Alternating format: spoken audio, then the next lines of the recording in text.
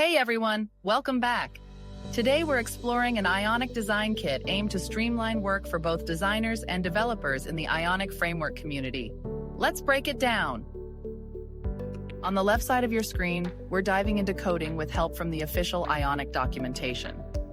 In the middle, check out our design, all thanks to the Ionic Design Kit. And on the right side, watch a phone emulator show our coding results in real time. Feel free to pause the video to soak in the details. Now, on to the confirmation screen.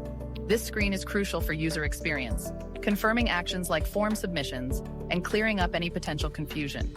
With the Ionic Design Kit's ready-to-use elements, adding a confirmation screen is effortless.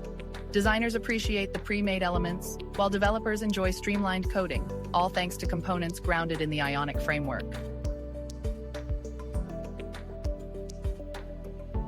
For code snippets and more, visit our website. Thanks for hanging out with us today. Stay tuned and catch you in the next video.